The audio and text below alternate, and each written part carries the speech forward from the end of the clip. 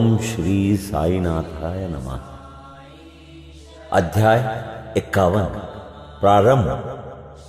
श्री साईं बाबा की अनुमति से और आशीर्वाद लेकर अब हम अध्याय 51 श्रवण करेंगे। श्री गणेशाय नमः। श्री सरस्वत्यै नमः। श्री गुरुभ्यो नमः। श्री कुलदेवताय नमः। श्री सीतारामचंद्राभ्यां नमः। श्री सद्गुरु साईनाथाय नमः। अब सुनिए उपसंहार। अध्याय 51 पूर्ण हो चुका है और अब अंतिम अध्याय मूल ग्रंथ का 52वां अध्याय। इसमें हेमाड़ पंत ने अंतिम समालोचना की है और उसी प्रकार सूची लिखने का वचन दिया है। जिस प्रकार की अन्य मराठी धार्मिक काव्य ग्रंथों में विषय की सूची अंत में लिखी जाती है, अभाग्यवश हेमाड़ पंत के कागज पत्रों की छानबीन करने पर भी वो सूची प्राप्त न हो सकी। तब बाबा ने एक योग्य तथा धार्मिक भक्त ठाणे के अवकाश प्राप्त मामलतदार श्री बी.वी. देव ने उसे रचकर प्रस्तुत किया। पुस्तक के प्रारंभ में ही विषय सूची देने तथा प्रत्येक अध्याय में विषय का संकेत शीर्षक स्वरूप लिखना ही आधुनिक प्रथा है। इसलिए यहां अनुक्रमणिका नहीं दी जा रही है। अतः इस अध्याय को उपसंहार समझना ही उपयुक्त होगा। अभाग्यवश हेमाड़ पंत उस समय तक जीवित न रहे कि वे अपने लिखे हुए इस अध्याय की प्रति में संशोधन करके उसे छापने योग्य बनाते। अब सुनिए सद्गुरु श्री साई की महान। हे साईं, मैं आपकी चरण वंदना कर आपसे शरण की याचना करता हूं, क्योंकि आप ही इस अखिल विश्व के एकमात्र आधार हैं। यदि ऐसी ही धारणा लेकर हम उनका भजन पूजन करें तो यह निश्चित है कि हमारी समस्त इच्छाएं शीघ्र पूर्ण होंगी और हमें अपने परम लक्ष्य की प्राप्ति हो जाएगी। आज निंदित विचारों के तट पर माया मोह के झंझावात से धैर्य रूपी वृक्ष की जड़ें उखड़ गई हैं। अहंकार रूपी वायु की प्रबलता से हृदय रूपी समुद्र में तूफान उठ खड़ा हुआ है, जिसमें क्रोध और घृणा रूपी घड़ियाल तैरते हैं और अहम भाव एवं संदेह रूपी नाना संकल्प विकल्पों के भंवरों में निंदा, घृणा और ईर्ष्या रूपी अगणित मछलियां विहार कर रही हैं। यद्यपि यह समुद्र इतना भयानक है तो भी हमारे सद्गुरु साई महाराज उसमें अगस्त्य स्वरूप ही हैं। इसलिए भक्तों को किंचित मान भी भयभीत होने की आवश्यकता नहीं है। हमारे सद्गुरु तो जहाज हैं और वे हमें कुशलता पूर्वक इस भयानक भवसागर से पार उतार देंगे। प्रार्थना। श्री सच्चिदानंद साई महाराज को साष्टांग नमस्कार करके उनके चरण पकड़कर हम सब भक्तों के कल्याणार्थ उनसे प्रार्थना करते हैं कि हे साई, हमारी मन की चंचलता और वासनाओं को दूर करो। हे प्रभु, तुम्हारे श्री चरणों के अतिरिक्त हम में किसी अन्य वस्तु की लालसा न रहे। तुम्हारा ये चरित्र घर घर पहुंचे और इसका नित्य पठन पाठ हो, और जो भक्त इसका प्रेम पूर्वक अध्ययन करें उनके समस्त संकट दूर हो। अब सुनिए फलश्रुति। अब इस पुस्तक के अध्ययन से प्राप्त होने वाले फल के संबंध में कुछ शब्द कहूंगा।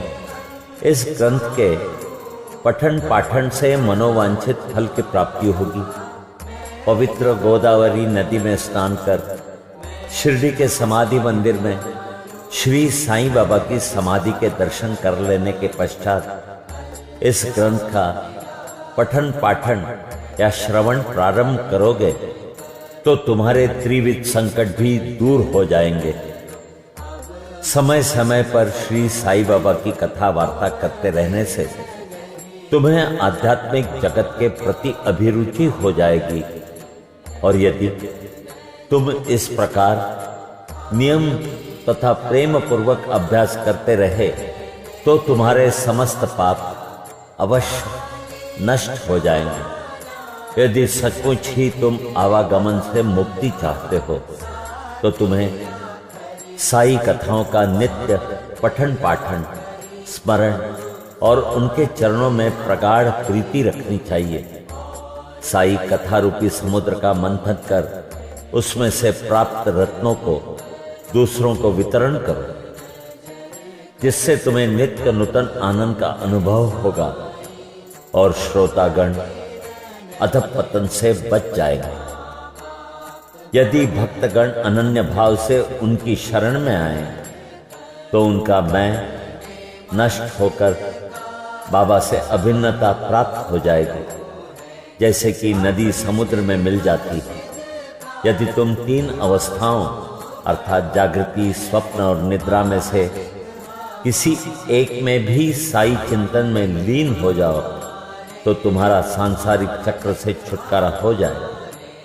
स्नान कर प्रेम और श्रद्धा युक्त होकर जो इस ग्रंथ का 1 सप्ताह में पठन समाप्त करेंगे उनके सारे कष्ट दूर हो जाएंगे, या जो इसका नित्य पठन या श्रवण करेंगे उन्हें सब भयों से तुरंत छुटकारा मिल जाएगा।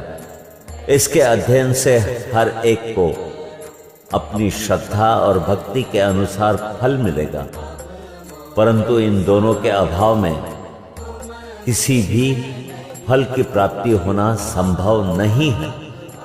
यदि तुम इस ग्रंथ का आदरपूर्वक पठन करोगे तो श्री साई प्रसन्न होकर तुम्हें अज्ञान और दरिद्रता के पास से मुक्त कर ज्ञान, धन और समृद्धि प्रदान करेंगे। यदि एकाग्रचित्त होकर नित्य एक अध्याय ही पढ़ोगे तो तुम्हें अपरिमित सुख की प्राप्ति होगी।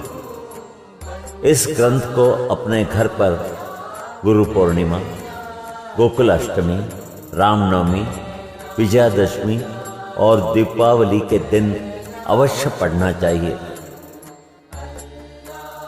यदि ध्यानपूर्वक तुम केवल इसी ग्रंथ का अध्ययन करते रहोगे तो तुम्हें सुख और संतोष प्राप्त होगा और सदैव श्री साई चरणारविंदों का स्मरण बना रहेगा, और इस प्रकार तुम भवसागर के सहज ही पार हो जाओगे।